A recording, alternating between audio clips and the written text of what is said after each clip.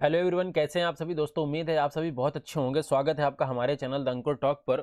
दोस्तों, जैसा कि आप सभी जानते हैं कि ईएमआरएस की तरफ से आपका रिजल्ट वगैरह सब कुछ जारी कर दिया गया है और आपका डॉक्यूमेंट वेरिफिकेशन भी चल रहा है। कई पोस्टों के लिए डॉक्यूमेंट वेरिफिकेशन आप सभी को पता है चल रहे हैं और कई के हो गए हैं और कुछ के होने बाकी हैं। तो बहुत से बच्चों के मन में ये ज़्यादा कन्फ्यूजन है कि वेटिंग लिस्ट कब तक आएगी। डीवी में बहुत से बच्चे हैं स्किप हो जाएंगे, या बहुत से बच्चे हैं डीवी स्किप कर देंगे और बहुत से बच्चे डीवी में बाहर भी हो जाएंगे किसी कारणवश। हालांकि डॉक्यूमेंट वेरिफिकेशन के टाइम पे समय वगैरह थोड़ा दिया जाता है। तो इसको लेकर के जो आपका वेटिंग लिस्ट का कंफ्यूजन है, तो आज की इस वीडियो में आपको यही बताऊंगा कि वेटिंग लिस्ट कब आएगी और क्या प्रोसीजर रहने वाला है आपका। तो वीडियो में बने रहिए। वीडियो पसंद आए तो लाइक करिएगा, शेयर करिएगा और चैनल को सब्सक्राइब करना बिल्कुल भी ना भूलें। और ये हमारा टेलीग्राम चैनल, इसे आप ज्वाइन कर सकते हैं दोस्तों। आप हमें इंस्टाग्राम में भी डायरेक्टली मैसेज करके कोई भी क्वेश्चन पूछ सकते हैं। देखिए, सबसे पहले मैं आपको बता दूं कि जो आपकी वेटिंग लिस्ट है वो आपकी 1 साल के लिए मेंटेन की जानी है। ये आपको पता है। जो आपका ईएमआरएस का नोटिफिकेशन रिलीज किया गया था उसमें आप सभी ने देखा था कि आपकी वेटिंग लिस्ट जो थी 1 साल के लिए बताई गई थी कि मेंटेन करके रखी जाएगी। अब एक्चुअल में अभी आपका जो डीवी का प्रोसेस चालू है, तो ऐसे में बहुत से बच्चे स्किप कर देंगे। तो जो स्किप कर देंगे तो उसके लिए तो मान के चलिए डायरेक्टली वो पोस्ट खाली हो जाएगी।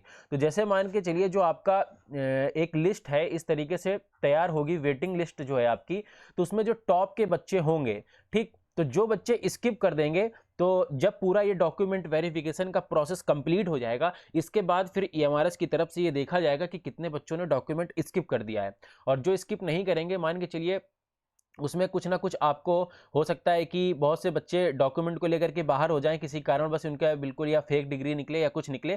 हालांकि क्या होता है कि जो स्किप कर देंगे तो उनकी वेटिंग लिस्ट तो आपको जब डॉक्यूमेंट वेरिफिकेशन कंप्लीट हो जाएगा उसके कुछ दिन बाद आपको देखने को मिल जाएगी और आपको फिर से जो वेटिंग लिस्ट वाले कैंडिडेट हैं उनका नाम रिलीज कर दिया जाएगा।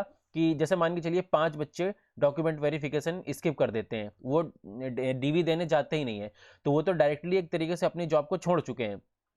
तो वेटिंग लिस्ट से टॉप के 5 बच्चे उठा दिए जाएंगे और उनका नाम रिलीज कर दिया जाएगा।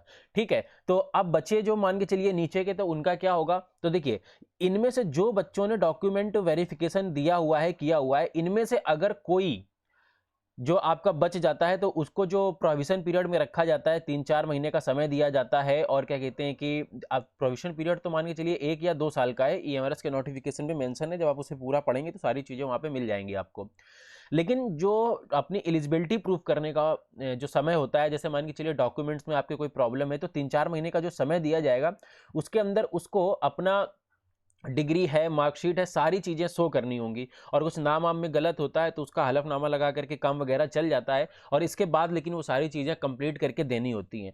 तो मान के चलिए कोई बच्चा अगर नहीं कंप्लीट कर पाता है, तो ऐसी सिचुएशन में जब वो हट जाएगा तो ये वेटिंग लिस्ट 1 साल तक आपकी वैलिड रहेगी। और अगर 1 साल के अंदर कोई और पोस्ट को छोड़ता है, मान के चलिए ज्वाइनिंग किसी ने ले ली और वो वहां पे सर्वाइव नहीं कर पाया, उसने छोड़ दी, तब फिर आपको डायरेक्टली उस वेटिंग लिस्ट पे फिर वहां से जो बच्चे बचेंगे उनको उठा लिया जाएगा।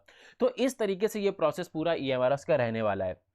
उम्मीद कर रहा हूं कि जो बच्चे वेटिंग लिस्ट का इंतजार कर रहे हैं, तो वेटिंग लिस्ट का इंतजार करने से अच्छा है कि अभी आपको पता है कि DSSB का नोटिफिकेशन आ चुका है, टीजीटी का, और पीजीटी के फॉर्म वगैरह भर चुके हैं। और आपको हमारे चैनल में वीडियोस भी DSSB के लिए प्रोवाइड की जा रही हैं। अगर आप टीजीटी मैथ से रिलेटेड तैयारी कर रहे हैं, टीजीटी मैथ के कैंडिडेट हैं, तो यहाँ पर मैंने एक वीडियो बनाई थी, आप उसे देख सकते हैं कि आप तैयारी कैसे कर सकते हैं, बेस्ट बैच कौन सा हो सकता है। और हमारे चैनल पे आपको फ्री में DSSB टीजीटी मैथ की वीडियो प्रोवाइड कराई जा रही हैं, तो आप चैनल को सब्सक्राइब कर लीजिए। तो ये कुछ प्रोसेस रहने वाला है दोस्तों ईएमआरएस को लेकर के। तो आप DSSB में दे सकते हैं, बीपीएससी का भी नोटिफिकेशन आया है, उसके लिए भी आप फॉर्म अप्लाई कर सकते हैं। तो आप इधर पे अपना थोड़ा सा प्रयास करिए। और वेटिंग लिस्ट की बात है, वो तो आपकी मेंटेन है ही है। जब भी मान के चलिए कोई भी बच्चा स्किप करता है या कोई छोड़ के जाता है, तो फिर 1 साल के लिए वेटिंग लिस्ट आपकी मेंटेन रहेगी। अगर आपका उस वेटिंग लिस्ट पे नाम है, ये वेटिंग लिस्ट देखिए रिवील नहीं करी गई है।